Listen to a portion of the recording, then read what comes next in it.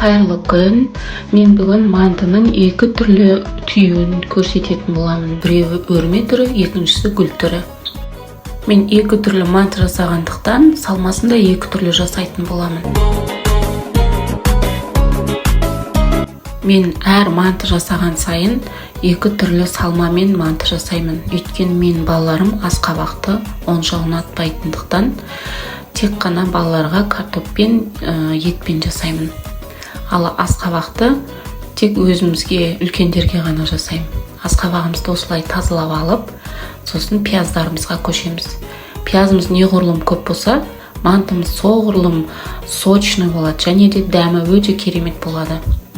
Мына жерде мен қоғалының картошкасын қолданам, өйткені қанша қайнатып пісірсаң да езілмей дана-дана болып пісетін болады.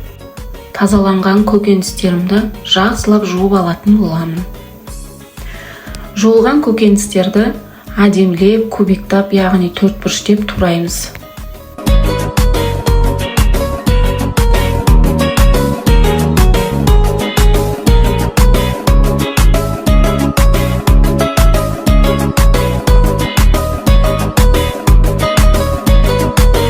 Салмасы екі түрлі манты болғандықтан бөлек-бөлек ыдысқа салып, бөліп алатын боламын салмаларын. Бір ыдысқа картоп пен пияз салсам, екінші ыдысқа асқабақ пен пиязды бөліп аламын. Менде тартылған дайын фарш болды, өте майлы. Су фаршты қолданатын боламын. Егер еттеріңіз болса, етті турап салсаңыздар да болады. Рублиный қып, татымына қарай тұз, бұрыш қосамын. Бұрышты өзімізге көбірек қосамын да, балаларға азырақтан қосатын боламын. Салмамызды жақсылап отырып араластырып аламыз. Осы кезде айтатын бір жайт бар. Салманы араластырған кезде мыжымаймыз. Мыжыған кезде су шығып, мантыларымыз езіліп кететін болады. Онда мен міндетті түрде електен өткізіп алам, өйткені мантымыздың езілмей, әдемі пісуіне де үлкен әсерін тигізеді.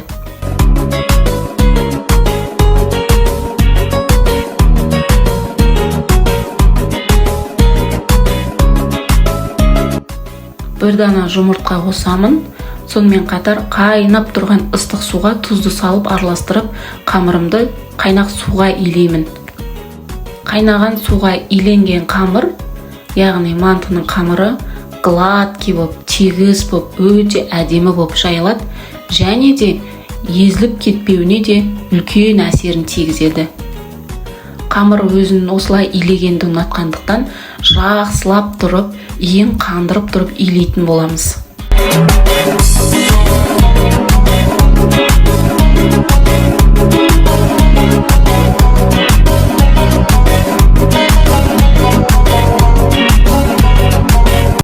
Ыстық суға иленген қамыр мінекей дәл осындай әдемі гладкий болып шығады.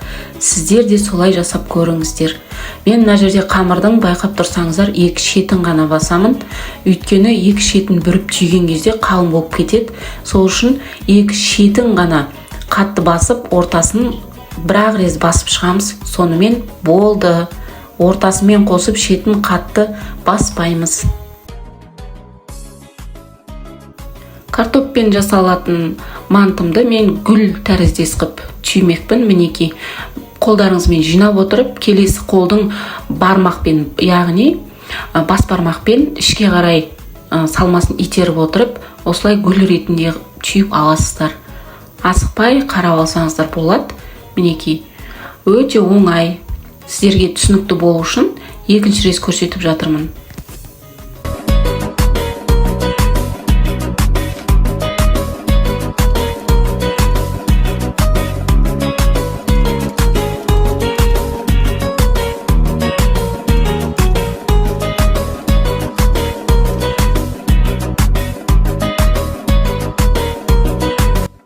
Мантаварканы мен майлағанды ұнатпаймын, сол үшін мантымызды майға матырып, осылай тізіп шығатын боламын. Сіздер білсеңіздер, мантының 25 түрлі түйеуі бар. Мен Жаркент қаласынан болғандықтан, бізде 70% ұйғырлар тұрғандықтан, мантының 4 түрін түйеміз.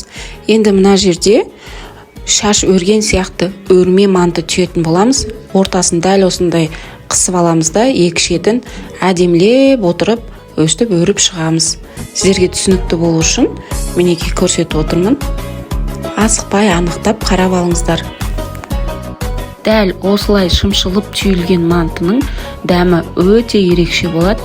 Неге десеңіздер, бұның жаңағы қайнаған кезде суы, согы бәрі өзінің ішінде сақталады, буға айналып кетпейді. Сондықтан да төрт бұрышты етіп түйген мантыдан қарағанда дәл осы мантының дәмі ерекше болады. Төрт бұрыштеп түйген мантының көбінесе дәмінің бәрі буға айналып кетеді, бумен кетіп қалады дейді. Сол үшін бізде Жаркентте, яғни дәл осылай өрме манты жасаймыз. Мантыны сіздерге тағы түсінікті болу үшін түйіп тағы да бір рет көрсетіп жатырмын. Әбден түйіп болғаннан кейін мантының екі шетін кішкене сәл қысамыз, сол кезде томпиған манты шығатын болады сіздерде. Мантымызды 45 минут бууда ұстаймыз. Оны барлықтарыңыз білесіздер. 45 минуттан артық болмау керек. Менің мінекей мантушкиларым дайын болды. Түрі де өте әдемі, қонақ келген кезде де ұялмай беретін боласыздар. Және де өзіңіз де жеген кезде сүйсініп тұрып жейтін боласыздар. Қазір міне мантының сіздерге ішін ашып көрсетейін. Өте сочный болып піскен, керемет. Қамырының өзі, мінекей көрдіңіздер ме? Қамырының өзі мүлдем езілмейді.